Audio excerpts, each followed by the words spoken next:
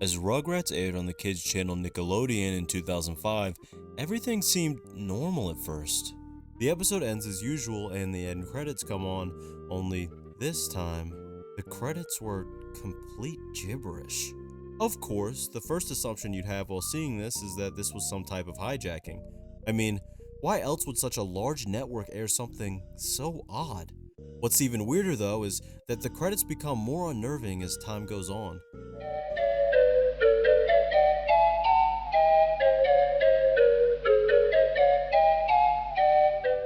The music continues to slow down and some of the credit sequences completely blank.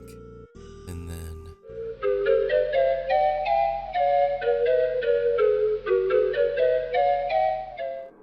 it tells us to run. But from what?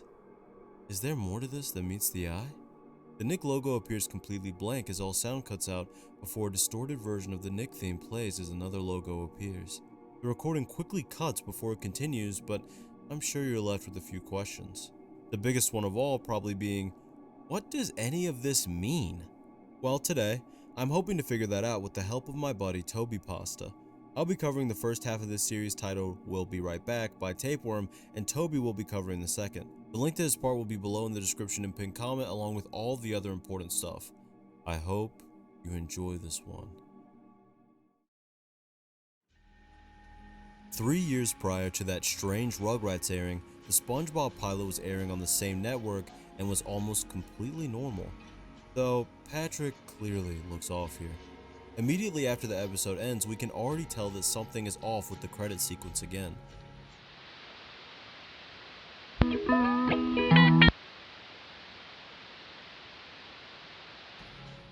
Again, we see the credits cut in and out, but interestingly enough here, there's no gibberish at all. This broadcast is also very similar to the average glitch that would happen during a cable broadcast. Sound going out, visuals being distorted, but nothing overly creepy. Nothing is closer to a real-life creepypasta experience than the sound of the TV randomly going out or a channel freezing in the middle of the night. We hear the Nick Laugh logo sound that originally started being used in 2001, usually after shows like Rugrats and Real Monsters. I suppose that sound would be pretty unnerving, especially on a blank screen. After another Nick logo with just ambient background noise, it shows a box that states, "This channel is currently unavailable via broadcaster's end. We apologize for this inconvenience. Please check again later." Seems like a normal cable issue. Back to 2005. As an episode of Drake and Josh would cut to a routine commercial break, something odd would happen. We'll be right back. You may have also noticed during the transition between the bumper and the blank screen that a brief frame of that popular creepy smiling man image was shown distorted. This image that seems to majorly be associated with stories like the smiling man and the grinning man is actually an edited image of an infamous 4chan meme that originally comes from the world's largest dinosaur website. Like I said in the last video, you never know what you'll learn about on this channel. Anyway, the silence continues for a little over 30 seconds before an extremely loud Nickelodeon bumper randomly pops up and the show starts normally. Interestingly enough, the description says, "You ever think you dreamt something and it turns out it wasn't a dream?" In 2006, 2 bumpers air normally, though I feel like the toaster one lasted just a little bit too long, and then we see that face again. After this, the title card for the season 4 episode, Fear of a Krabby Patty, shows up before... I'm sure most of you are very familiar with that ending title card. This is from the most popular and infamous lost episode Creepypasta, one that comes from the perspective of a Nickelodeon intern as they watch an episode that was supposed to be Fear of a Krabby Patty, but ended up being something much more disturbing. If that episode really aired on this channel, that means a lot of kids got traumatized. 18 years prior, in 1988, someone discovered a Disney Channel film reel.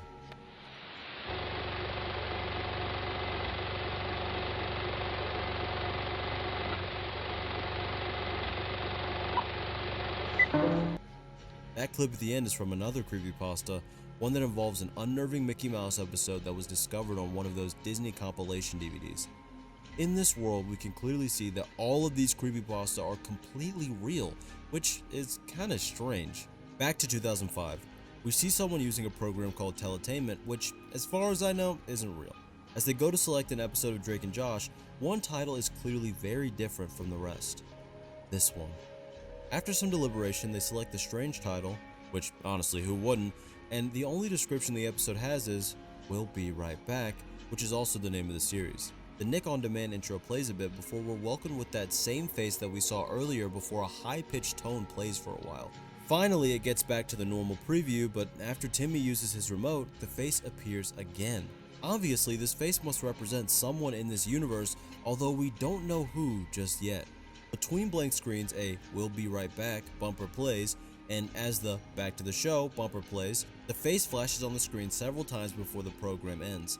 When going back to the teletainment interface, things have clearly changed. The Nickelodeon logo has been grayed out and replaced with the words "We'll be right back," and the background has a blurred version of that same face.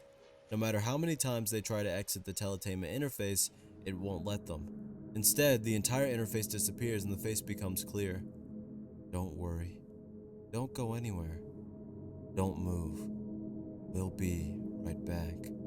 Afterward, we experience a wonderful jump scare with a bunch of flashing lights. In 2001, an episode of Arthur Seems Normal, well, besides the loud feedback noise. After it ends, though, all the screens that some of us are very familiar with seem to be missing something. Though, I can't seem to put my finger on it. Problems for the PBS station in this universe don't seem to be uncommon, though. 2 years prior, in 1999, someone records a screen as they run tests of several system cues for the channel. The first one plays somewhat normally and the second one does too, however it cuts off just a little bit too early. The next one is even worse, with the logo and text constantly flicking in and out. The subsequent preview appears much more corrupted than the previous ones.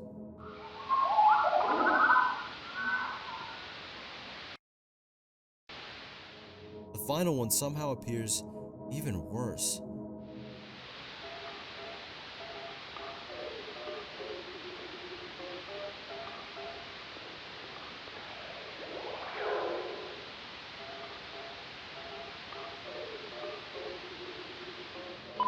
Of course, we could have finished a video from this series without that infamous "We'll be right back" message. 8 years prior, someone is using a program called TeleBlue, which has very similar text to Teletainment that we saw in 2005, so this is likely made by the same company. We also see what looks like a Mickey logo too, which actually makes sense considering the Disney tape we witnessed earlier. The person recording selects a wrench in the top corner, bringing us to the developer settings. Among all the settings, one category particularly sticks out, this being the experimental category that the person selects. This leads them to another list with things like hidden channels and beta features. They decide to choose an option outside of those two though.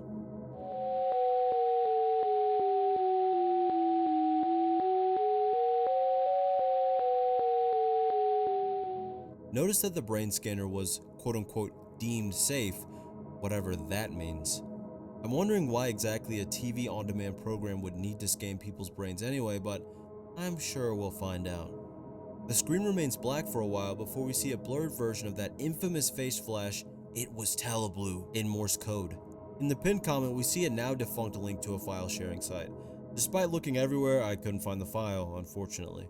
We could see in an archive though that the file did exist and was relatively small. According to a comment under the pinned comment, a company called McNeil Tech worked with both Disney and PBS in 1998 before the owner mysteriously disappeared. This is clearly also the company that created TeleBlue. Alright, so we do have an update. Toby actually helped me. He ended up getting me some of these files here. So I'm gonna cover these right now because, I just said they were gone forever and whatever. So first of all, the first file is an image of Donovan McNeil. And it says that he was last seen driving on Interstate 80 in a 1982 Ford Thunderbird, and then it shows his plate number. And then it says that he should be considered armed and dangerous. So that is very interesting. So this guy is obviously, he's not as nice as his picture looks, right? And the next image says McNeil and Disney form a new deal. So let's see what this says here. It says, last week, Michael Eisner of Walt Disney Company held a press conference with Donovan McNeil, founder and CEO of McNeil Tech. Both corporate giants announced a brand new deal that would allow McNeil Tech to handle all satellite connections on behalf of Disney's premium cable station, the Disney Channel. Yes, I know I read that a little bit wrong, it's fine. Both Eisner and McNeil seemed incredibly enthusiastic about their plans. We've been endlessly tinkering with our new technology for the better part of 4 years now, and not until now have we felt comfortable introducing our plans to the public, McNeil said last Friday. We're happy to announce our new line of teletainment cable TV boxes, including our newly patented frequency readers designed to perfect the viewing experience for each individual consumer. Long before we even considered joining forces, I was an early investor in TeleBlue Communications. The idea of modifying TV contents in real time was a pipe dream at first, but we think we finally have the tech to combine imagination with family entertainment. I can safely say this is our proudest project, Eisner stated. So I think it's very interesting that they say combine imagination because of the fact that, the brain scanning, obviously that means that they're using these scans to be able to like personalize these things or whatever. So that's very interesting to me. And then the final one here that I'm going to cover before we get back to the video says McNeil to donate their satellites to PBS stations. July 2nd, 1998. Earlier this week, the public broadcasting station announced via their news block, PBS NewsHour, that McNeil Tech intended to not only donate their state-of-the-art satellites to all 278 of their member stations nationwide. Wait, why did it say that? There's not like a comma? Whatever. The generous gesture was part of a deal PBS signed with McNeil Tech, TeleBlue's parent company, to add all 278 PBS associated stations to TeleBlue's continuously growing catalog of TV channels. TeleBlue is known for their patented telefreak frequency algorithms that customize each individual viewer's experience, which again probably has a lot to do with the brain reading stuff. Now, I still wonder, and I'm still going to add this theory right before we go back to the video, I wonder if, them reading people's brains, maybe that's the reason these creepypasta exist.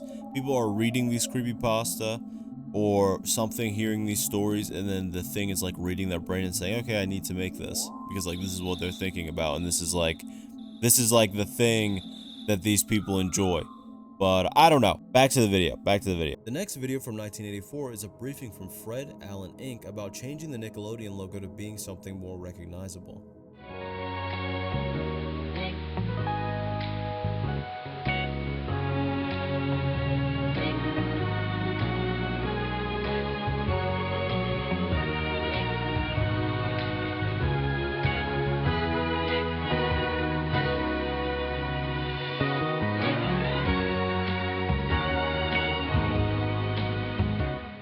Obviously, this would end up becoming one of the famous Nick logos that we know today. Interestingly enough, Fred Allen Inc. is real, and they really did help Nick change their logo in 1984 after Nick incurred a $10 million loss. As the video ends, we also see that it was distributed by McNeil Co. In 2008, we see someone using the teletainment again, this time selecting SpongeBob. A dissonant version of the SpongeBob theme plays as we see 4 episodes. These being The Pest of the West, Atlantis SquarePantis, Fear of a Krabby Patty, and a Sponge Who Could Fly. They would select Fear of a Krabby Patty, and this happens.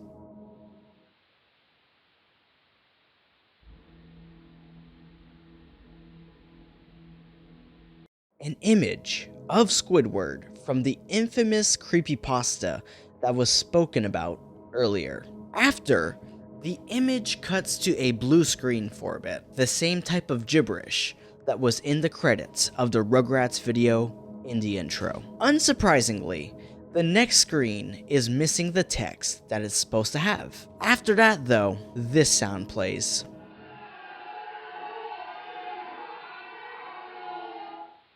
If you were paying attention, you may have seen a familiar face pop up for a brief moment. We'll go back to this sound though. The program loads up again, and all of the SpongeBob episodes are unavailable, with a string of numbers replacing the SpongeBob title. It then says that it failed to launch the WBRB protocol, with WBRB of course standing for "We'll be right back." Next, hex code flashes Morse code on the screen. 2 codes in one is pretty creative. The Morse translates to WBRB, and the hex translates to "I'm surprised, shocked actually.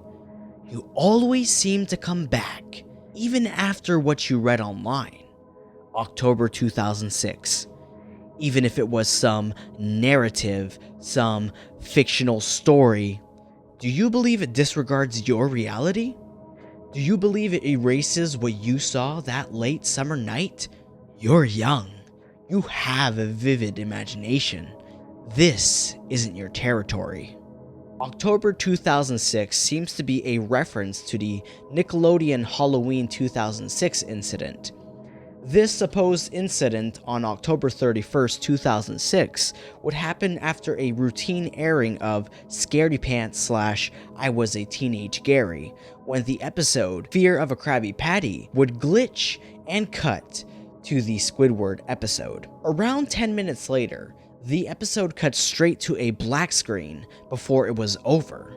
The episode was filled with graphic imagery and seems to have been created by whoever this message was directed to. The audio played earlier would also be run through a spectrogram by IndigoBat and would result in this image that was shared on a Google Drive. It's that same face again. In 2003, a person records himself opening a sticky note that says, "Back door will be open, second floor lobby."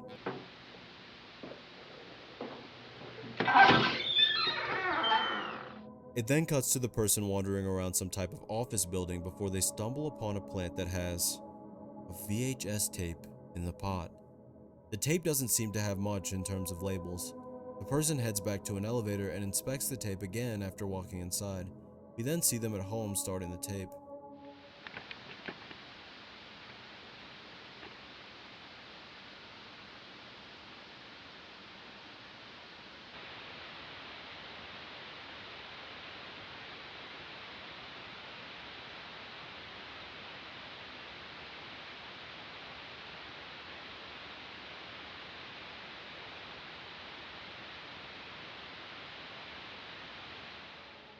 This call that the FBI archive begins with a man named Don beginning his company introduction before being cut off by a man named Gabriel, who he's clearly familiar with. Gabriel is not happy though and tells Don that the company has received another lawsuit threat, the second one this week. He then goes on to say that Yusuf is going to be releasing a patch for the cable boxes at midnight and that because of that the telefrec algorithms will have to be disabled. Obviously, these lawsuits are because of the disturbing shows and strange experimental technology that exists on these boxes. Don asks Gabriel who got hurt this time, to which Gabriel responds that it was a third-grade girl who was watching Disney programs. According to her, she kept seeing a monster in her nightmares and would eventually end up having a seizure despite having no history of epilepsy. Don responds to just write a check as long as what they ask is reasonable because he sympathizes. Gabriel responds that if he did sympathize, he wouldn't be putting experimental tech inside of the cable boxes. Honestly, guy has a point. Don insinuates to Gabriel that he doesn't need to be talking about this on a line that isn't private, and Gabriel responds that he'll call him from a payphone. I do find it odd that Gabriel called him on the regular company line instead of using his private number about a matter so serious. Also, I forgot to mention, okay, in the evidence video, just want to cut in here, there is like another file link, and it's also defunct obviously because they use the same site for everything, but this file apparently had like just some assets from Nickelodeon and Boomerang, so just want to let you know that, wanted to leave that in here, almost forgot. Alright, back to the video. In 2010, an episode of Robot Chicken is concluding on Cartoon Network's Adult Swim normally, and after it ends we see the infamous bumper, "The dawn is your enemy." If you watched Adult Swim from 2005 to 2010 or are familiar with Creepypasta, you probably already recognize this bumper. Although Adult Swim isn't unfamiliar with weird or creepy bumpers, this one in particular was made specifically to scare kids that were staying up watching Adult Swim so that they would basically be too scared to watch it anymore. Later, after it quit airing, a creepypasta would be created saying that there was actually more to the bumper and that's why it actually stopped airing. According to the story, the sounds got even more disturbing and horrific, and due to this traumatized millions of people, causing the bumper to be taken from the air for good. This fictional universe follows the creepypasta with not only the addition of disturbing audio, but the eyes at the top of the screen moving to face the viewer and the sun winking. The bumper cuts out and before the video ends, some other bumper plays, though I'm not sure where it's from. In 2009, a man is recording a video to send to the company behind Teleblue as he said that his teenage son found a particularly vile episode of The Simpsons, one that wasn't on the TV guide. When looking at the episode on the guide, we can see that it appears as the episode Moaning Lisa. I'm sure some of you know where this is going. The number on the back of the box led this man to a representative who told him to record whatever he could of the anomaly, which he happened to catch some of on tape. Well, I guess we should see what exactly is on this tape.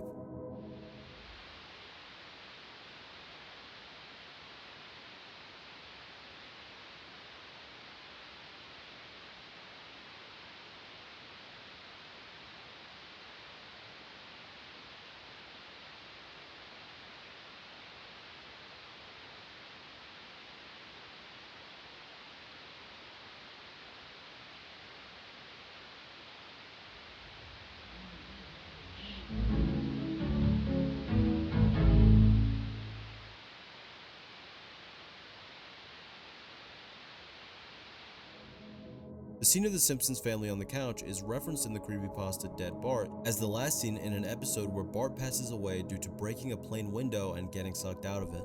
Interestingly enough, the father then says that his son told him that the episode was very familiar to a ghost story that he read online. So in this universe, creepypasta exists, but the stories are also true. The man concludes by saying that this isn't appropriate for anyone and that he's reconsidering being a customer to TeleBlue. During a Barney episode in 1997, the episode randomly cuts out before we see several ending screens without the usual text. The phrase, "We'll be right back," flashes on the screen before that infamous face briefly appears, and we move to a warning from Telefrex saying that they cut the broadcast from boxes until the issue can be resolved. In 1988, we see footage of Telefrex testing the cable box. First, an MTV music video is shown, then Looney Tunes commercials on Nickelodeon. In the middle of a Sylvester the Cat segment, the cable line is cut. Despite the line being cut though, the box keeps working.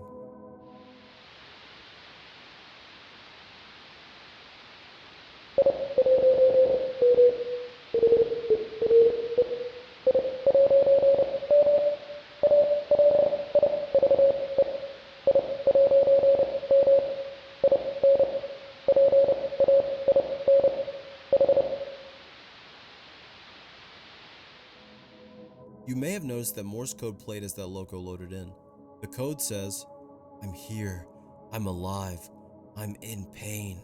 So something is alive in the cable box. Could it be the former company owner that disappeared? It still plays commercials when it shouldn't be able to at all because the entity inside of it is making it work. That could be why all of these things are so corrupted and creepy, because the entity is desperately trying to sabotage and destroy everything this company has attempted to do so that they'll finally discontinue these cable boxes and effectively set this being free from its pain. The next video in 2003 shows someone flipping through channels before showing different interfaces inside the TeleBlue program, and everything seems normal all until the end where that face shows up again. In the next video that also takes place in 2003, the person recording is able to access special previews from each channel due to being an early ambassador. The first from Cartoon Network seems normal enough for the time, however, the next one, called Toon Disney, is odd. First of all, it previews a show called Zeke and Luther, peak show by the way, and also previews Disney XD. I'm sure many of you understand that this is odd because Zeke and Luther and Disney XD both came out in 2009, 6 years after this video would have been made. It gets crazier though. The next preview shows the Boomerang rebrand that happened in 2015, even further ahead in time. Finally, the Nickelodeon preview starts by saying that they're watching iCarly on Paramount Plus, which came out in 2021.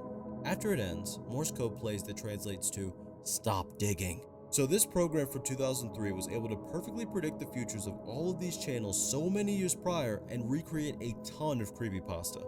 This is basically SCP material at this point, but regardless. In 2002, we see an episode of Dragon Tales ending, and right before a Fruit Loops commercial, that face pops up again, although upon closer inspection, it is slightly different. Either way, the next commercial for Frosted Flakes plays normally before glitching out and seemingly playing normally again. The usual PBS sponsor screen begins, but it then cuts out and plays those same eerie blank screens we're familiar with. In 1987, a Disney Channel sign-off message plays.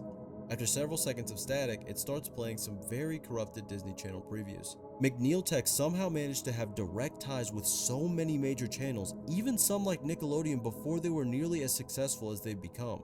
Not only that, but they have some uncanny ability to import otherworldly tech and some type of sentient entity into their cable boxes, even incorporating things that scan brains and perfectly predict the future. Their ability to predict the future may be why they chose to work with certain companies before they were truly successful, again, Nickelodeon being my main example. This could also be why these episodes that are the exact same as certain creepypasta exist, because they already know about these stories years ahead of time and can prepare these unnerving episodes. I wouldn't be surprised if either the former owner that randomly went missing or possibly those who had their brains scanned somehow ended up inside of the boxes. But that's just my theory. As I said, TobyPasta will cover the rest of the series in his video, which I feature in, so make sure to check that out.